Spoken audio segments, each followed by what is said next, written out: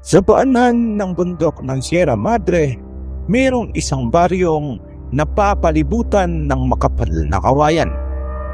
Hindi lamang ito basta kawayan. Meron itong isang alamat, ang mutya ng kawayan. Matagal na ang alamat na ito, ngunit hindi pa rin natatagpuan ng mutya dahil inaantay ang tamang taong kukuha nito. Sa baryong iyon, merong isang binatang nagngangalang Elias. Siya ay isang mabait na bata, matipuno, at higit sa lahat matapang. Siya ang laging nilalapitan ng mga tao tuwing merong nangyayari sa kanilang baryo. Kahit ang kapitan nila, siya ang nilalapitan. Noong umagang iyon, nagpaalam si Elias sa kanyang nanay na kukuha ng kawayan upang ipangbakod sana sa kanilang bahay. Nay, aalis mo na po ako. Kukuha lang po ako ng kawayan para ipangbakod po dito sa ating bahay. O sige anak, mag-iingat ka lamang. Habang si Elias ay nangunguha ng kawayan, mayroong biglang tumawag sa kanya.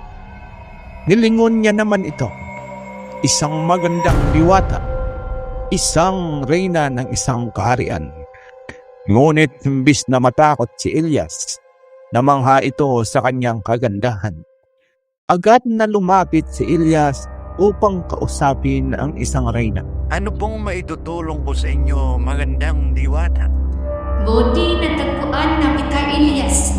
Matagal na kitang pinagmamasdan. Ikaw ang aking napili upang pangalagaan ng mutya ng kawayan. Kailangan tulungan mo ako dahil naghahari na ang kasamaan sa mundo niyo.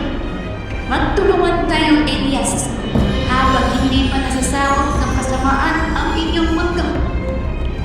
Tanggapin mo, Elias, itong mutya ng kawayan.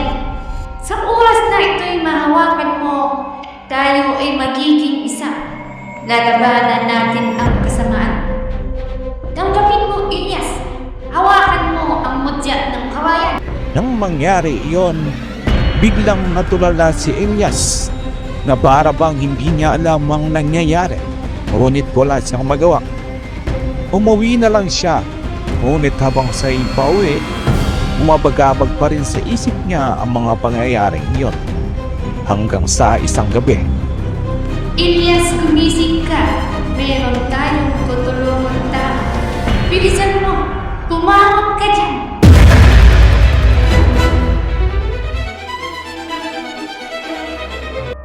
nakita ni Elias ang mga aswang sa taas ng bubong. Kinugulo ang isang buntes. Marami sila, 4 sila na peraso. Nagsisigaw na ang mga tao sa loob ng bahay.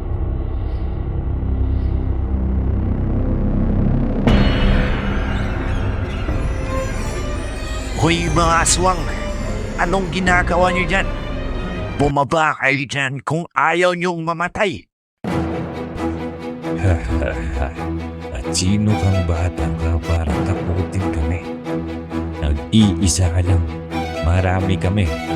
Wala kang pantama sa aming 4. At sino nagsabi sa inyong iisa lang ako at wala akong kasama? Tignan natin. Bumaba kayo dyan! Biglang nilabas ni Elias ang mutya ng kawayan.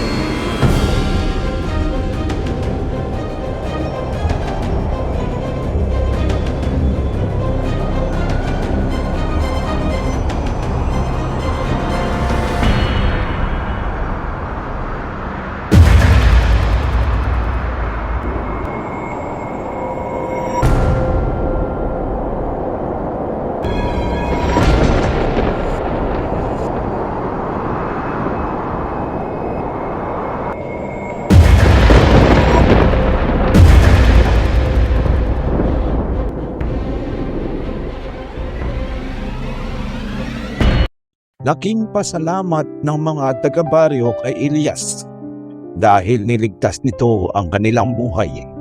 Naging matahimik ang gabi na iyon hanggang sa dumating ang isang araw. Habang mahimbing ang tulog ni Elias sa gitna ng gabi, biglang nagparamdam ang reyna. Kinausap niya ito. Hindi pa natatapos ang laban, Elias. Kaya huwag kang kampante. Marami pang kasamaan ang darating sa inyong baryo. At hindi lamang sa baryo, sa buong mundo. Kailangan nating matagpuan ang iyong mga kasama. Mga kasamang magliligtas sa buong mundo.